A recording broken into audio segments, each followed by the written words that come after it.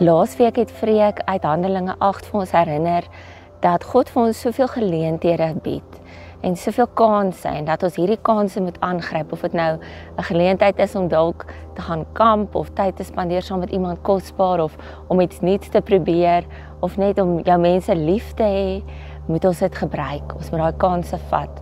Dis deel van God se goeie plan vir ons. Maar ek wil vandag teruggaan na hierdie gedeelte in Handelinge 8, want die waarheid is, daar was iets wat eintlik hierdie man gekeer het.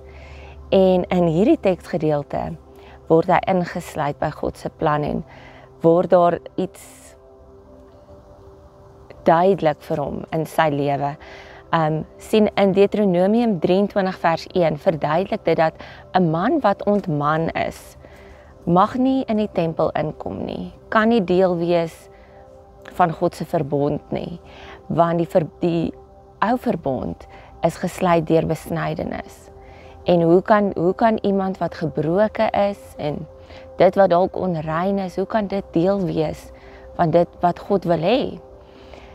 Hoekom is dit dan in Deuteronomium? Kyk, Deuteronomium en Levitikus bevat soveel wette en verduidelikings hoe om iets rein te maak, hoe om iets skoon te maak, wat goed is. Hoekom is dit dan in die Bybel? Is dit net daar om mense uit te sluit? Die waarheid is, dit is waar ons leer dat reinheid en heelheid vir God belangrik is. En daardie waarheid bly staande tot vandag. Maar in Jesaja 53 lees hierdie ontmande Ethiopiër in Handelinge 8, lees hy dat daar 'n Messias gaan kom. En dat hierdie Messias hulle die volk sal verlos en vernuwing sal bring en 'n nuwe verbond waar almal ingesluit kan word. En in Jesaja 56 word dit ook reeds vertel dat hierdie ontmande mense deel sal word van God se koninkryk en dat hulle onthou sal word. Maar in Handelinge 8 vind hierdie gebeurtenis nou plaas. Die Ethiopiese ontmande man lees hierdie gedeelte uit Jesaja en hy roep die Here eintlik aan. Miskien is dit omdat hy graag verlos wil word. Miskien is dit omdat hy regtig tot die Here wil nader. En dan stuur die Here die disipel Filippus om aan hom te verskyn eintlik. En dan interpreteer hy hierdie teksgedeelte en verduidelik vir die Ethiopiër dat Jesus die een is, die Messias wat hulle verwag, en dat Jesus reeds gekom het, en dat hierdie verlossing nou vir hierdie Ethiopiër beskikbaar is. Daai mooi gedeeltes in Hebreërs wat ons lees, dat die weg is nou oopgemaak, deur die bloed van Jesus wat gevloei het, word alles heel gemaak, alles rein gemaak. En daardeur kan hierdie Ethiopiër nou uiteindelik ook 'n verbintenis met die Here hê. En dan vra hy die vraag, wat keer my om gedoop te word? Ek lees vir ons van vers 34. Die enig sê toe vir Filippus, ek vra jou, van wie sê die profeet dit? Van homself of van iemand anders? Filippus het begin praat en vanuit hierdie skrifgedeelte die evangelie van Jesus aan hom verkondig. Langs die pad kom hulle by 'n plek waar daar water is. Die enig sê toe, kyk, water, wat verhoed dat ek gedoop word?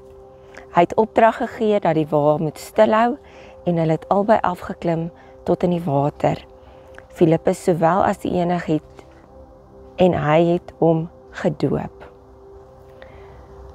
Wat 'n radikale oomblik van insluiting.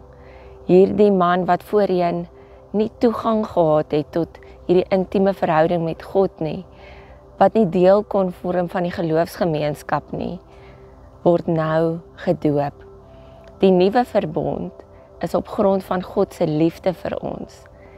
En hy gee die Gees aan elke een wat hom aanneem. En hier sien ons dat een wat selfs baie redes gehad het, duidelike redes, skriftelike redes, wat hom uitgesluit het, wat gekeer het, dat hy hierdie stap kon neem, het nou die geleentheid. En Filippus gee dit aan hom. Hy is waarlik 'n disipel, hy versprei hierdie goeie nuus en hy sluit almal in by God se goeie plan. My vraag is aan jou, wat hou jou terug? As dit sonde is, dan nooi die Here jou uit, bely jou sondes. Hy het reeds daarvoor gesterf. Nader tot hom en hy sal tot jou nader. As dit iets is wat jou seer gemaak het, as dit 'n verlies is, as dit dalk iets seers was soos dat jy uitgesluit was of dat iets nie aan jou ook meegedeel is nie of dat jy uitgemis het of dalk het jy iets verloor. Dalk is daar iets wat jou seer gemaak het en jy dra dit in jou hart. Jy dra dit en is swaar en dit keer jou om hierdie geleenthede te neem wat die Here vir jou wil gee. Laat dit by die Here se voete vandag. Gee dit in sy hande. Die Here sê dat hy ons laste lig maak en dat hy die pad saam met ons wil stap. So na al hierdie boodskappe van hoop en kansse en geleenthede wil die Here vandag vir jou sê, dit is daar vir jou. Maar as jy vashou aan iets wat maak dat jy dit nie neem nie, dat jy dit nie geniet nie, dat jy nie die kans vat nie, gee daai goed vir die Here. Hy het vir alles gesterf. Hy nooi jou uit vandag. Moenie laat enigiets jou keer nie, want die Here nooi jou uit. Gaan daarom met die seën van die Here, mag jy weet dat wat die Here vry maak is waarlik vry, en dat niks jou ooit kan skei van die liefde van die Here nie. Mag jy sy vreugde en sy vrede ervaar elke liewe dag. Amen.